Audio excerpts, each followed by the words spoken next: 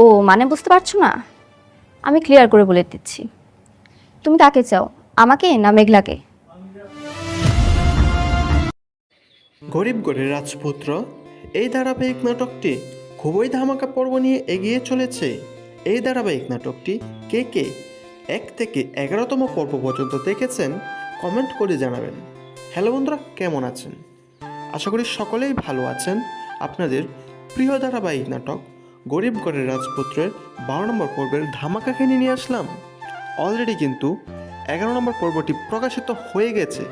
যারা এখনও 11 নম্বর পর্বটি দেখেন নাই তারা কারণ হিন্দ ইউটিউব চ্যানেল থেকে গরিবগড়ের রাজপুত্র 11 নম্বর পর্বটি দেখে আসতে পারেন।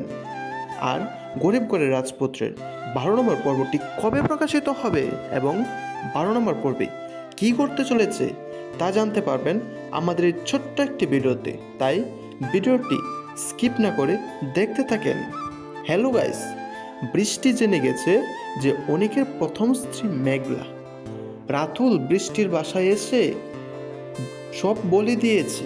বৃষ্টি এখন বলতেছে যে সে সতীনের হয়ে থাকবে না, হয় দুজনের মধ্যে একজনকে বেছে নিতে হবে। তাই মেঘলাকে ডিভোর্স দিতে বলেছে। অনিক আমতা আমতাম করে রাজি হয়। তাহলে কি অনিক মেঘলাকে ডিভোর্স দিতে চলেছে? আবার নাটকের একদিকে মেঘলার নতুন পরিচয় হবে।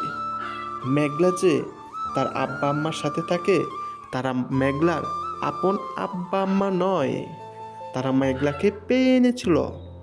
মেঘলার আপন পিতা ছিল একজন শিল্পপতি, অনেক বড় কোম্পানির মালিক।